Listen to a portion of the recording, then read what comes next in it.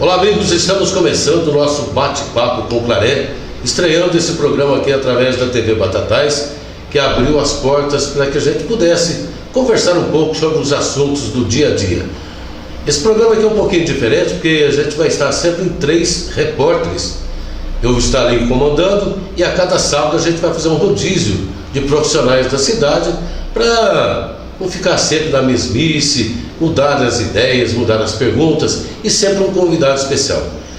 E nós estamos tendo a satisfação de, nessa estreia, receber aqui o médico, Dr. Ricardo Melli, ex-vereador. E o Dr. Ricardo Melli, é importante essa presença dele na abertura pelo seguinte, porque ele sempre foi um defensor aí, do fique em casa, se proteja, da vacinação, e nós estamos vivendo uma época de pandemia, e ele, como médico, é uma pessoa muito importante para esclarecer muitas coisas para a gente.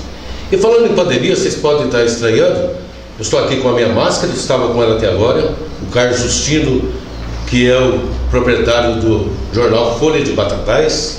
Estou aqui com o Adir de Souza, que é advogado, também é jornalista, e vai participar com a gente aqui. O doutor Ricardo Melli, então, vai conversar com a gente. Primeiramente, obrigado pela presença, doutor. Eu que agradeço o convite. Eu gosto muito de participar de todas essas entrevistas. Eu não refugo nenhum convite, mesmo porque eu tenho um dever com essa cidade que me acolheu há mais de 40 anos. E por ela eu luto com todas as minhas forças. E o momento é um momento, evidentemente, de muita luta. Então, na medida que posso, como médico principalmente, por amar tanto a nossa cidade, eu participo e fico sempre passando as minhas observações quanto aos acontecimentos da cidade. Um bom dia ao Justino, ao Adir, ao Claré, ao Devair, que são verdadeiros pilares aqui da imprensa. Pilares, eu digo por quê? Estão sempre presentes, mal remunerados, imparciais e colocando a população sempre à testa dos acontecimentos. Bem, doutor, eu vou começar fazendo a pergunta, depois eu abro espaço para os nossos convidados. Vamos falar de pandemia, vamos falar de Covid-19. O que o senhor acha que acontece, o que está acontecendo, por que o senhor acha que está acontecendo tudo isso? Eu tenho uma opinião, a gente conversava ali atrás, antes de começar o programa. Tudo isso se deve ao negacionismo que houve por parte do governo federal, dos governos estaduais, que negaram no início, chamaram a pandemia de uma simples gripinha. O senhor acha que foi isso aí? Olha, Claré, são vários erros cometidos, né, na minha visão simplista, mas os erros foram muitos, né? O principal deles é não dar o verdadeiro valor, né, a uma catástrofe sanitária como essa que aconteceu. Eu digo não darem por parte dos políticos em geral, né? Era uma situação previsível, né, que chegaria ao nosso país com extrema rapidez, como chegou, e não foi valorizado o mal que esse vírus poderia causar à população. E o resultado está aí. E hoje, infelizmente hoje, a sensação que o brasileiro tem é que estão todos perdidos e qual rumo tomar. Essa é a grande questão atual. Nós temos mais de 400 mil mortos no país, uma coisa assustadora, mais do que a Segunda Guerra Mundial, mais do que a gripe espanhola, e está matando dia a dia. Matando dia a dia. E então o governo agora está assustado. No mesmo tempo que ele está assustado, os deputados, senadores, todos esses políticos usam essa pandemia, usam essas mortes para fazer politicagem barata.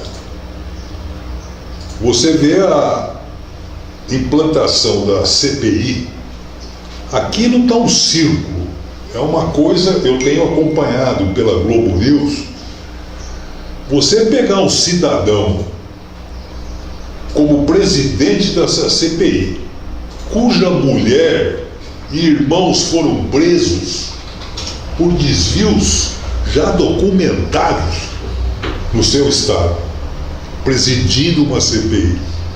Você pega um senador do tipo do Renan Calheiros, que a capivara dele se estende por 2, 3 quarteirões. É verdade. Interrogando pessoas que até então são impolutas, pessoas que não têm nenhum débito com a população, nenhuma queixa-crime, né?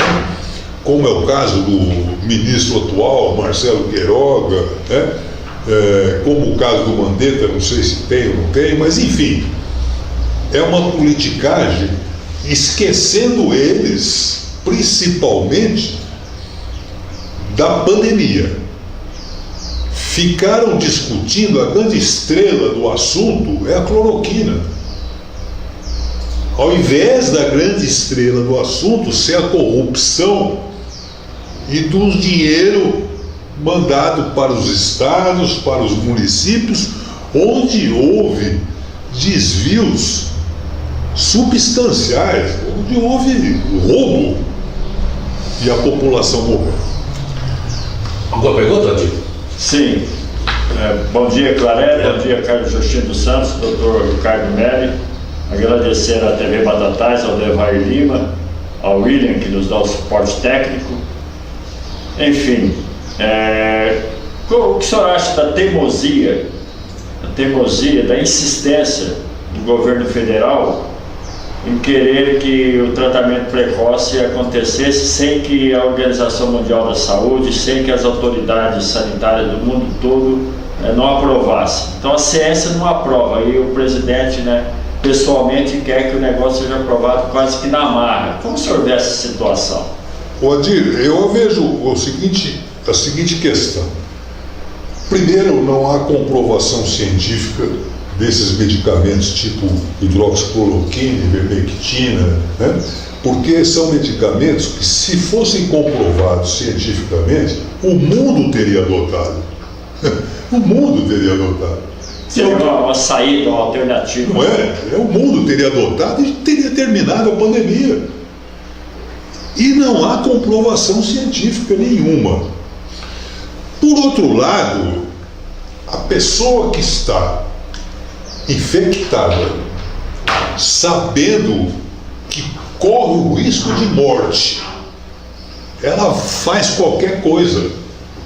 Ela vai em saravá, ela vai em terreiro de umbanda e ela toma cloroquina.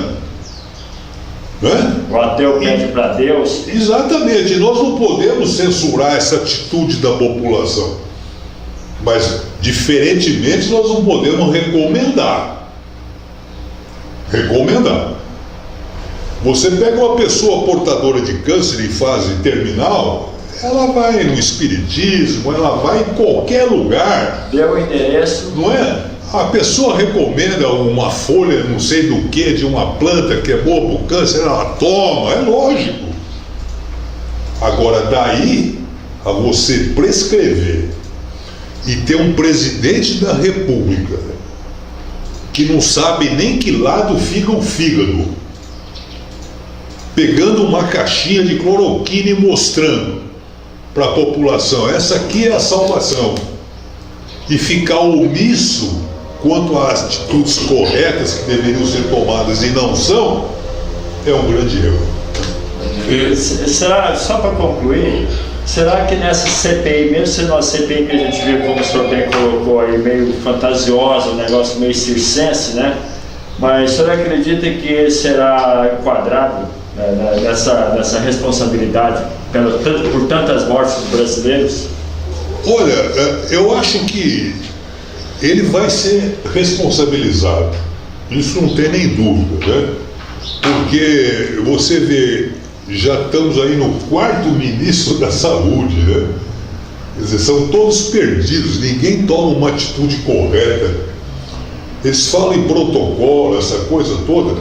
Agora, a principal questão dessa CPI, na minha opinião, não é discutir medicamento, Isso deixa para os cientistas, para os médicos, né, para as autoridades. Estudaram para isso. Para as autoridades competentes. Agora você pega 80 e poucos senadores lá, falando bobagem, só de cloroquina, etc. O único senador ali que foi sensato é o médico, que é o Otto, eu não sei, não lembro o sobrenome, é da Bahia.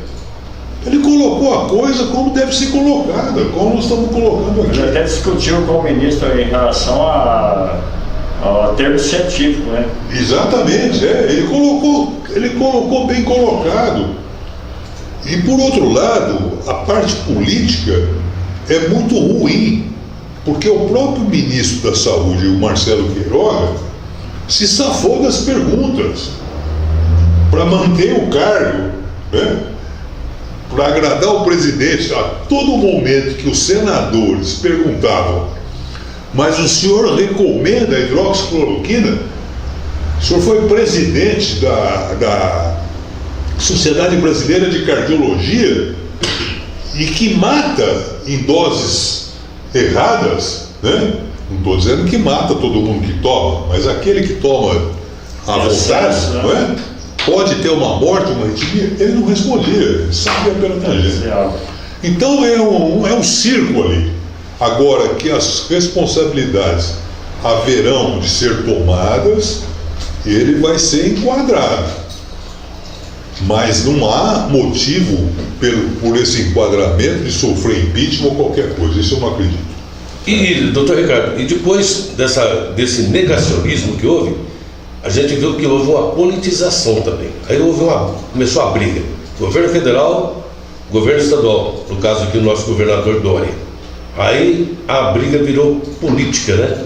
Um querendo sair na frente com a vacina, outro não querendo, outro não querendo comprar vacina, falando que a vacina, que não ia tomar vacina, inclusive. Aí a coisa piorou. Quanto ao governador Dória, é um oportunista, né? Ele é um oportunista, é um camarada completamente vaidoso e que fez uso da vacinação, fez uso da competência do Butantan, né? E teve sucesso. Tanto é que a vacina que mais é aplicada no país é a Coronavac, graças a empenho de um instituto sério, com cientistas de renome, né, que não usam política. E nós temos aqui que louvar a presença do nosso amigo batataense Dimas Covas, né, que está levando. E o próprio Dimas, que até há pouco tempo não dava palpite político, apenas falava da parte técnica da produção de vacinas, começou a se rebelar contra o governo. Será que não é a mando do próprio governo do estado? Dá essa impressão, né? Exatamente, mas ele começou a fazer manifestação tipo assim: quem está fazendo coisas erradas é o governo federal, não somos nós. Um presidente da República que tem um país como a China, nosso principal fornecedor de insumos, um país que compra trigo, compra cereais, compra carne, o maior comprador do país, ele vai insinuar que a China fabricou o vírus e soltou pelo mundo? Só dele falar que é o primeiro no PIB, ele já falou quem era que estava falando. Quer dizer, um sujeito que não raciocina para falar. Tem que ter o mínimo de diplomacia. Seria a mesma coisa que eu chegar agora com esse prefeito que eu fui inimigo número 1 dele, né? E de repente ele começar a me boicotar. E ele tem razão ali dentro. Eu estou precisando, seu Zé Luiz, né, que o senhor me venda aí 30 sacos de café da tua fazenda. Não, para você eu não vou vender, não. Você sempre foi inimigo meu, contrário. É o direito dele. Então, em comparação, que eu passo para o pessoal. Em comparação ao local, né, é o que está acontecendo com isso daí. Tanto é que já está vendo atrás dos insumos. O Butantan parou, suspendeu o envasamento já. Não estava Tá tendo... Então é uma coisa que precisa tomar um cuidado. O governo federal, estadual, os governadores tinham que brecar tudo e se aterem apenas a essa pandemia que está matando o brasileiro diariamente. Você vê, só aqui em Batatais nós estamos ultrapassando 90, teve 4 mortos ontem. Agora, esse presidente, doutor Ricardo, ele é o único presidente que não está tendo porta-voz. Tinha um porta-voz muito bom, que estava remendando e emendando aquele que ele estava falhando. Agora tirou aquele, inclusive era um general também, o porta-voz dele. Né? Ele tirou e agora é ele que chega e fala tanta bobagem como está falando. Fala muita bobagem. Então eu não sei ainda como que a população, as últimas pesquisas dão larga margem dele em relação ao Lula. Ele está com 32%, o Lula com 27%, 28%. Né? Exatamente. Como é que ainda existe alguém aqui no país que não está enxergando isso? Então é uma camada da população que acha bonito o presidente agir assim. Como se fosse macho, chama o brasileiro de maricas, né? Faz aquilo, aquela coisa toda. E tem voto. Então a realidade em relação à pandemia e aos políticos é muito séria.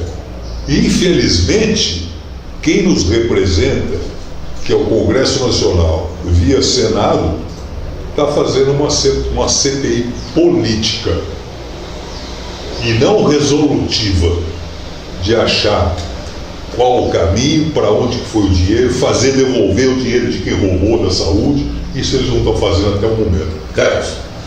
Pois não, doutor Ricardo, uma satisfação em tê-lo como entrevistado.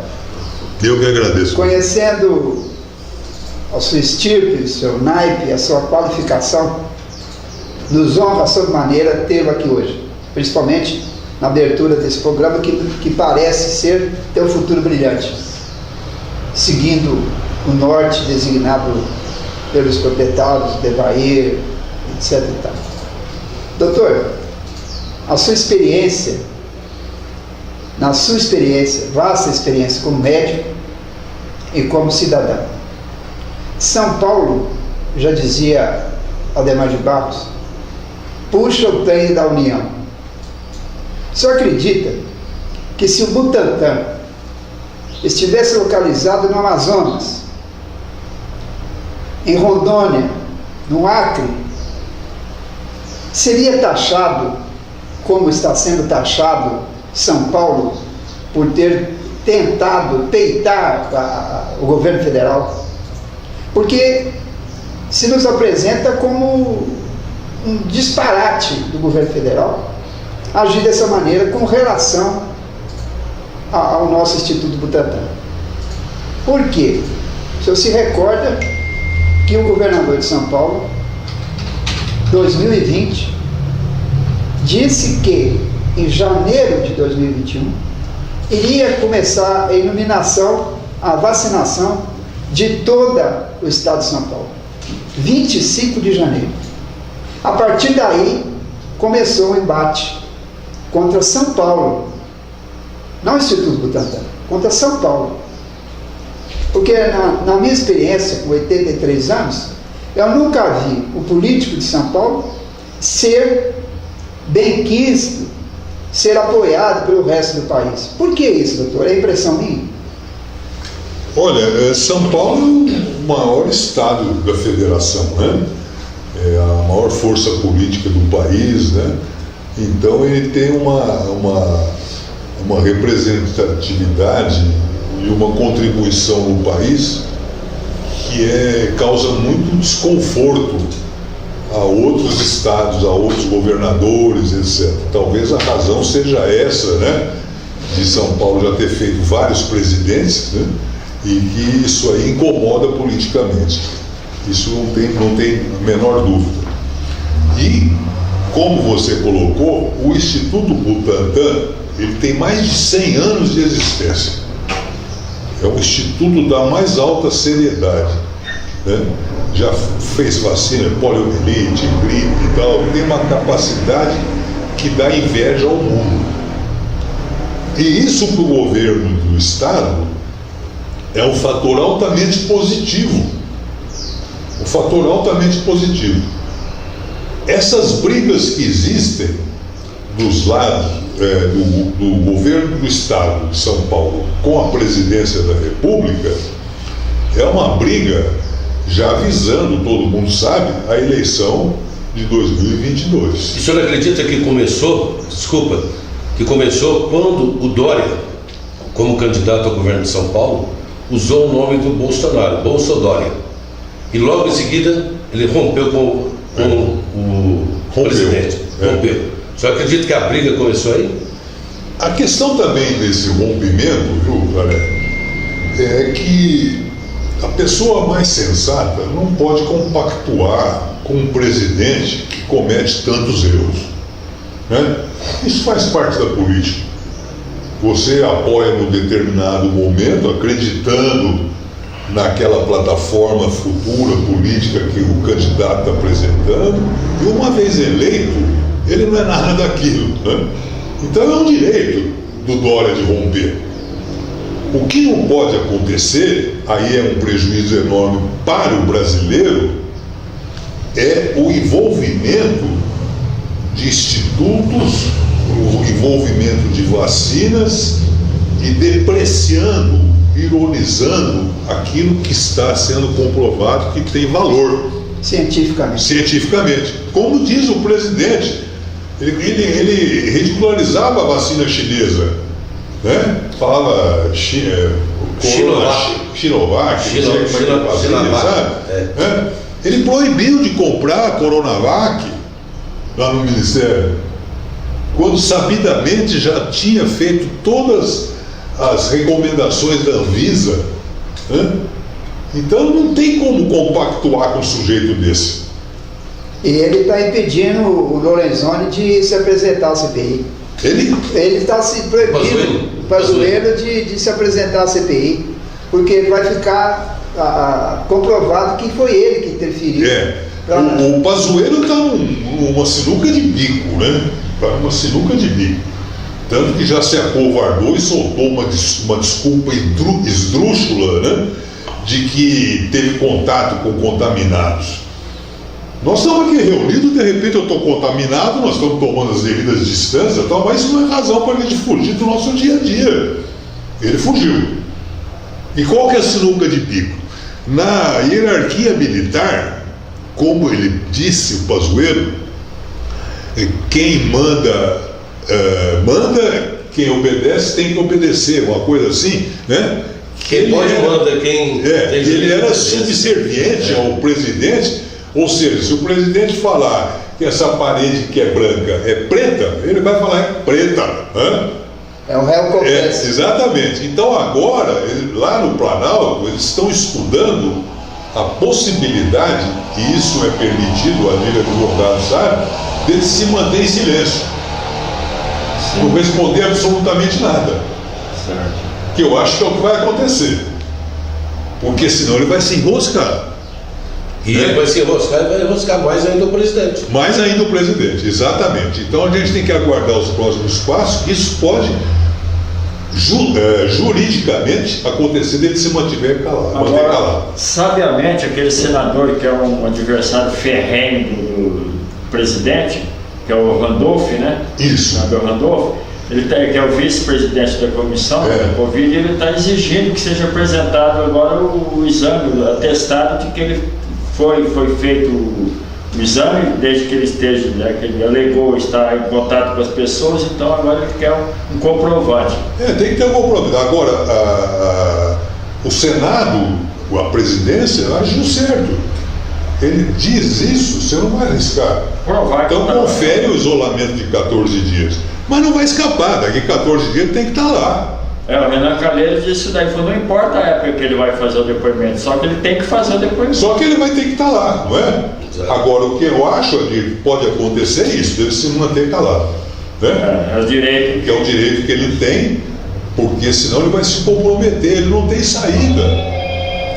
Ele foi um péssimo ministro da Saúde. Mas esse permanecer calado, doutor Ricardo Melo, ele não é de eterno não, viu? Não é? Não há ad eterno. Uma hora vai ter que falar em algum lugar. Vai, em algum lugar. Como já falou antes, né? As responsabilidades de Manaus, né? A gente morrendo asfixiada por falta de oxigênio, a lentidão de atendimento, né? Não teve gestão, não teve gestão nenhuma. Tudo isso são erros e que vão ter responsabilidades. E as pessoas vão ser notificadas, né? Exato. E vai ter que o Senado ser forte o suficiente para dar um parecer, porque a CPI não julga. Ela não julga. Ela faz um apanhado, um resumo de tudo que apurou, chega a uma conclusão, isso ela pode.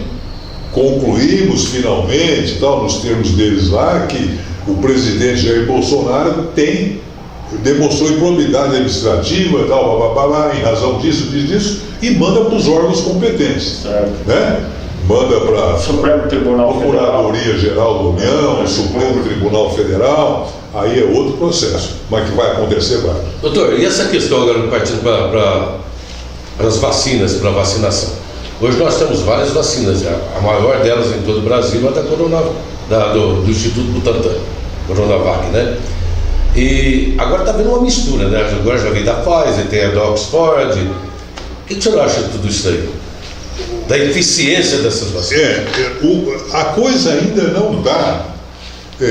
Quando a Anvisa exige, né, que sejam testados em seres humanos num número razoável, compatível, para que se tenha uma conclusão sobre eficácia e segurança, ela fez isso com todas as vacinas que foram autorizadas, né?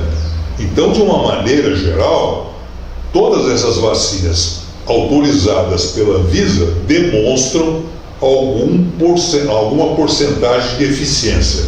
Isso está demonstrado. Umas um pouco mais, outras um pouco menos. A prova disso, que a cidade de Serrana, que vacinou 92% da população adulta do município, ou seja, vacinou a cidade. Começou vacinação de rebanho, né? Começou a apresentar índices maravilhosos, com queda acentuada de internações, de procura em UPA, procura em UBS. Está funcionando, isso funciona. Agora é necessário, cara, que a gente tenha vacina. E ainda faltam muitas vacinas a serem compradas e adquiridas para que a população seja vacinada. Por exemplo, a Sputnik é uma vacina russa que tem também grande eficácia. Me parece que ela só é necessária apenas uma dose, né? Não uma dose só. E a Anvisa ainda não desautorizou, ela só recomendou que não pode aprovar ainda por faltar esse critério. E assim que esses critérios forem preenchidos, o governo tem que comprar. Não importa se você vai tomar de Oxford, da Sputnik, a Coronavac, qualquer. A população tem que ser vacinada em sua totalidade. Que nós não temos mais saída. Qual que é a saída? A saída é a vacinação em massa. Ou então a imunidade de rebanho, que é aquela figura desastrosa daquele Omar Terra, só falava bobagem. Aquele Omar Terra. Ele é deputado e é médico também, mas ele dizia, do presidente. Ele dizia que logo terminaria, que não tem nada a ver, que isso, aquilo, completa coisas absurdas que... Previsão otimista, né? Às vezes passar. Do meu ponto de vista. Então, a imunidade é a vacina. Se não tiver vacina, todos vão ser contaminados. Porque o vírus é de uma transmissão que nós não temos condição de avaliar. Um simples delivery que você pede uma pizza na tua casa, que vai um rapaz de moto, você pega o teu cartãozinho para pagar a pizza, ele pega o cartão e enfia na máquina, ele teve contato com o cartão, a superfície do cartão, se ele estiver contaminado, já me contamina. Não, e a coisa está tão... Por isso que eles pedem até para desinfectar no momento, né? Exatamente. Então é uma questão que mais cedo ou mais tarde, todos vão ser contaminados. Eu não estou sendo pessimista e nem cruel. Eu estou mostrando a realidade. Não, o senhor quer ver como exemplo? Ontem eu estava vendo aqui pela TV Batatais uma entrevista do Marcelo Silva. Trabalhou aqui na rádio, aqui tudo, ele está em São Joaquim. E ele falou aqui pela TV Batatais, até uns dias atrás, São Joaquim da Barra era a primeira cidade do estado de São Paulo em cumprir o isolamento social. Batatais estava em segundo. Isso. São Joaquim da Barra já está colapsado. Vê como é que a coisa muda de uma hora para outra. É flutuante, né? É preocupante demais, sabe? Aí eu falo muito em rede social, escrevo muito em rede social, e tem alguns que me criticam, está espalhando terrorismo. Não é terrorismo. Eu ouvi muitas vezes isso aí. É terrorismo. Doutor Ricardo Melli, agora, o senhor como político, como o senhor vê a situação do país, da nossa região, e notadamente de Batatais, pós-pandemia? Pós-pandemia. Primeiro, que a gente não tem noção de quando vai acabar isso, né? Então, falar em pós-pandemia no momento atual, é utópico. É utópico. Nós não temos dados. É enxugar gelo, né? Não é verdade? Ninguém sabe o que vai acontecer. Porque a contaminação está direto. Aliás, está até aumentando em relação às mesmas datas do passado, né? Então nós estamos em plena pandemia, em plena calamidade pública. Você vê uma cidade que nem Batatais, tem 4 mortos, outros por Covid. Então, após pandemia, o que vai acontecer ali? Que ela vai ter que terminar. Um dia vai acabar. Mas não é possível que nós vamos morrer. Mas que dure para sempre. Não é possível que vai matar o mundo. Isso vai terminar. Não é o apocalipse? Exatamente. Não existe isso. Só que eu acho que a pós-pandemia vai trazer um outro problema tão sério quanto a pandemia. Que é a economia. Que é o desemprego, é a fome, né? Não, isso já está. Sabe, isso já está acontecendo, está acontecendo. Essa semana, lá na minha casa, na chácara, eu recebi 6 interfonadas, sujeito pedindo comida. Eu estou com fome. Sabe? Isso não acontecia antes. Né? Com essa frequência. Então, após pandemia, vai ser um outro episódio grave que vai matar a pessoa por fome. Já está matando, né? Já tem muita... Não é? Basta ver essas campanhas que estão sendo realizadas. Então, o que tem que ser feito? Né? E coisas que a gente não via. Auxílio emergencial. Nesse ponto, o grupo do presidente atua bem, se bem que é uma porcaria. E aí a gente estende para os municípios. Será que Batatais, por exemplo, e tantos outros 500 e tantos municípios por aí, não poderiam também fazer um plano emergencial? Com dotação municipal? Não é? Quer dizer, chega a falar assim, olha, demonstrou cada família que tem desemprego, que tem idoso doente, que tem... vai receber R$200 por mês, não vai ter. Em Franca, a Câmara aprovou. Aprovou? Eu não sabia. Aprovou. Uma ideia minha. Nós tínhamos que fazer isso também nos municípios. É humilhante, Justino, você passar em frente à Caixa Municipal e verificar uma fila dobrando o quarteirão de pessoas para ir lá pegar R$150 em pé. Passam horas e horas. Isso é deprimente. Uma coisa que a gente que tem outros bancos, a gente que tem um status financeiro, graças a Deus, é minha profissão, é o que eu estudei, que não tenho dificuldades aparentes, causa mal-estar de passar ali e falar, peraí, 150 eu tenho na carteira aqui, né? Eu não preciso. E o cara em pé ali. Esperar mesmo. Esperar. A coisa é triste. Já direcionado aquele 150, hein? Não é? Exatamente. Doutor Ricardo, ainda falando desse apoio emergencial, eu gostaria de falar com o senhor, indagá-lo, a respeito da administração atual. Atual? sabedor que sou da sua vigilância, eterna vigilância, com relação à atual administração. Inclusive, essas pessoas que vão lá na Caixa Econômica Federal devem estar mais satisfeitas agora, principalmente porque a atual administração ofereceu à Caixa aquela proteção no sol, pelo menos, e segurança, porque eles se postam ali embaixo daquela armação e evita problema de trânsito, aquele cuidado com os motoristas. Então, uniu o útil ao agradável. Mas, se me permite essa minha audácia, perguntar: o que o senhor está achando da administração e se o senhor costuma coloquiar, conversar com o vice-prefeito, doutor Ricardinho, que é seu filho? Olha, converso diariamente, porque graças a Deus a rede social, a internet existe, então a comunicação hoje é direta em tempo real, é direta. E eu tenho muitos seguidores na rede social que me perguntam, que me indagam: olha, meu sobrinho está na UPA esperando vaga, como faz?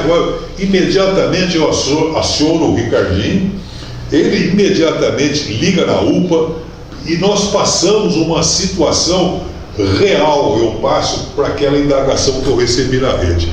Esse contato a gente faz sistematicamente, né? Tinha uma moça lá, de 32 anos na UPA, que estava com 15 litros de oxigênio direto, mal, precisando de um leito na UTI. Não tinha. Família me acionou. Acionei o Ricardinho. Foi lá e verificou como que estava a regulação. Era a prioridade, porque ela estava a pior de todos os que estavam ali esperando a UTI. Era a primeira. Dali 3 dias liberou-se uma vaga na UTI local. Foi internada. Então a gente mantém esse tipo de conversa e de contato, sabe?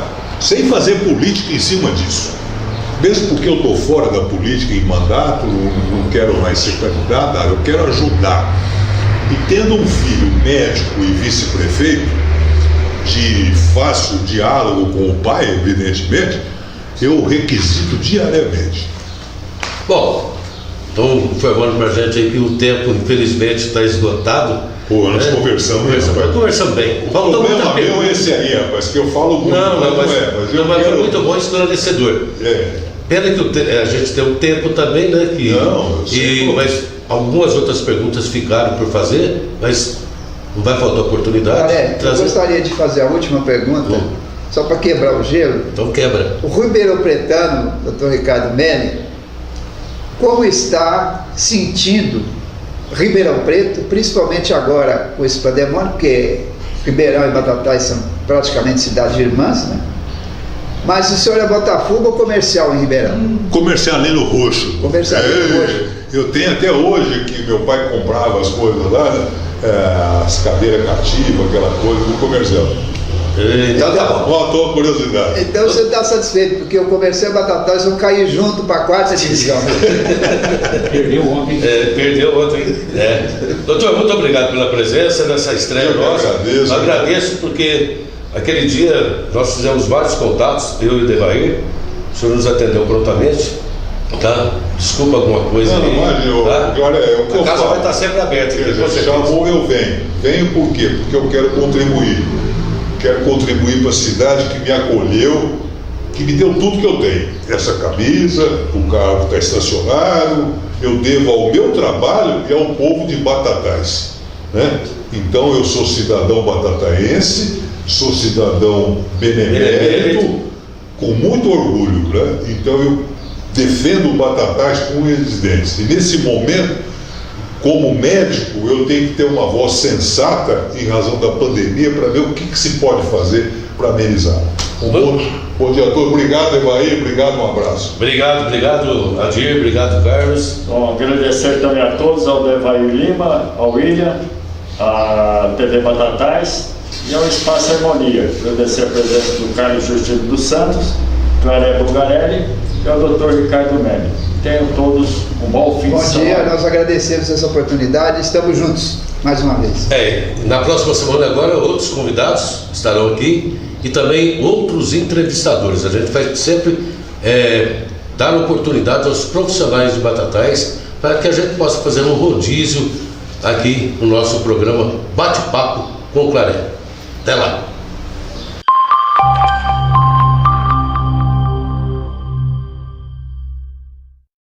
A ECID vem inovando no segmento de energia renovável, trazendo a melhor solução em sistema de energia solar para você, agricultor, comerciante ou para a sua residência. A energia que traz benefício ao meio ambiente. Escolhi a ECID pela credibilidade e pós-venda oferecida, e este investimento nos rende uma economia anual de 70 mil. Eu recomendo a ECID. ECID, mais economia a cada amanhecer.